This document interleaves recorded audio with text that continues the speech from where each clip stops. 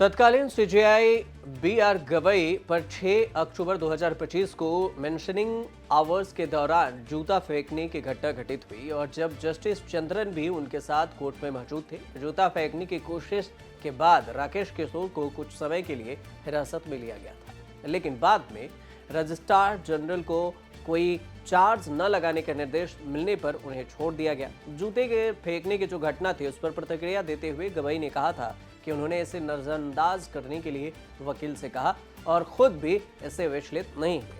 लेकिन जूता फेंकने की जो घटना है उसके बाद बार काउंसिल ऑफ इंडिया ने वकील राकेश किशोर का लाइसेंस तत्काल प्रभाव से रद्द कर दिया और इसके बाद इसकी चर्चा हो गई। आगे की अनुशासनात्मक कार्रवाई तक देश की किसी भी अदालत या फिर जो कोर्ट है उसमें कानूनी संस्था में वकालत करने पर रोक लगा दी गई।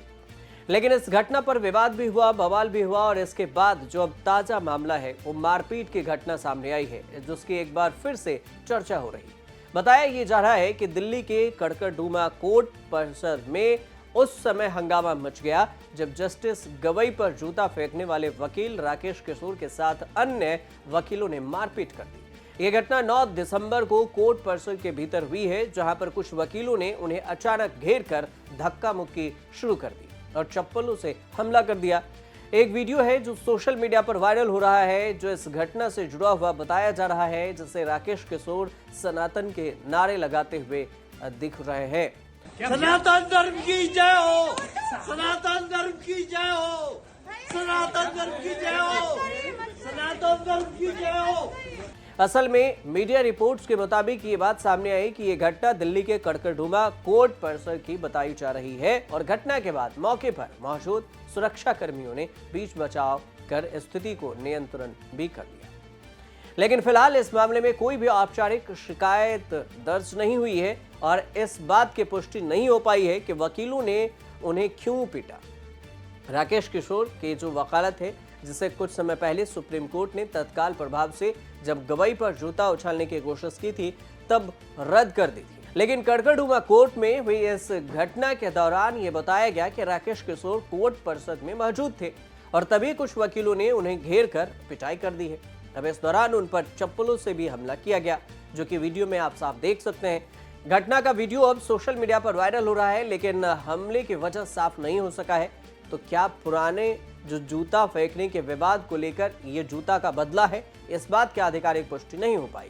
लेकिन वकील राकेश किशोर की बात करें तो सीजेआई जो तत्कालीन सीजेआई बी.आर. गवई है, उन पर जूता फेंकने के प्रयास इन पर लगे थे। इनका जन्म 10 सितंबर 1954 को हुआ। 55 साल की उम्र में उन्होंने 2009 में दिल्ली बार काउंसिल BCD में नामांकन कराया। मयूर विहार फेज 1 दिल्ली के रहने वाले हैं। जिस सोसाइटी में राकेश किशोर रहते हैं उसके निवासियों ने एक मीडिया हाउस को बताया कि 6 साल पहले भी सोसाइटी के अध्यक्ष बने थे और हाल ही में कोई चुनाव उनका नहीं हुआ। सोसाइटी मेंबर ने यह भी दावा किया कि उन्होंने वकील के खिलाफ कई शिकायतें दर्ज कराई है, जिसमें एक शिकायत नवंबर 2021 में एक वरिष्ठ नागरिक पर कथित हमले से संबंधित भी थी। वकील ने हमला किया था। अब हालांकि दिल्ली पुलिस के अनुसार से राकेश किशोर का कोई भी आपराधिक रिकॉर्ड सामने नहीं आया, लेकिन जब ये तत्कालीन जो सीजेआई बी.आर. गवई पर इन्होंने जूता फेंका उसके बाद इनके पुराने रिकॉर्ड भी खंगाले गए और अब उसके बाद ये वीडियो सोशल मीडिया पर वायरल हो रहा है, जिसमें दावा किया जा रहा है कि कड़कड़डूमा कोर्ट परिसर में वकील राकेश किशोर पर जूता चप्पल फेंके गए हैं और उन पर हमले की बात सामने आई और वीडियो में देखे जा सकते हैं कि वो खुद के बचाव भी कर रहे हैं। सुरक्षाकर्मी भी वहां पर सामने है और मामले को तुरंत नियंत्रित भी कर लिया है। ना, आपने सवाल ही गलत पूछा। कोशिश नहीं की। 100-150 आदमियों ने हमें घेर लिया और घेर के चप्पलों से अटैक किया, तो इसलिए ये कहना कि कोशिश नहीं की। और मैं अभी भी यही कहूँगा कि वो दिग्भ्रमित हैं। सबसे पहले वो सनातनी हैं, फिर वो बाद में कुछ और हैं।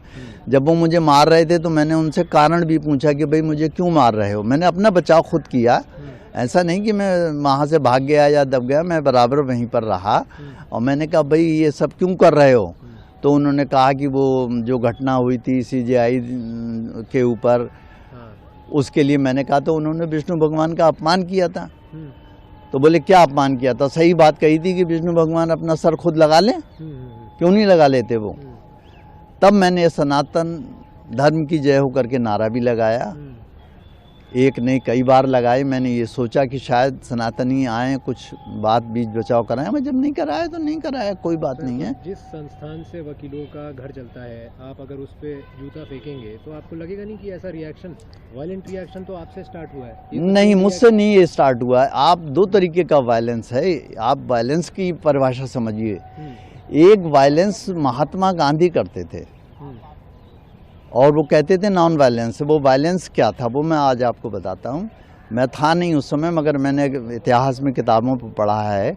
साबरमती आश्रम में अगर कोई शख्स चाय भी पी लेता था तो वो कहते थे, पता चल जाता था जब उन्हें, तो वो आमरण अनशन शुरू कर देते थे कि अगर तुमने चाय पी है फलाने ने, तो जितने लोग थे आश्रम के वो उनसे कहते थे कि भाई तुमने पाप किया और सजा हमारे महात्मा जी भुगत रहे हैं। ये भी एक वायलेंस था, आप समझिए। हाँ, तो सर, किसी को हम सीधा अपना लेते वायलेंट, नॉन वायलेंट तरीका आपने। हाँ, हाँ, तो वायलेंट एक्ट है। आप ये जो सवाल पूछ रहे हैं इसके कई बार जवाब दे चुका हूँ। सबसे पहले उन्होंने अपमान किया विष्णु भगवान का।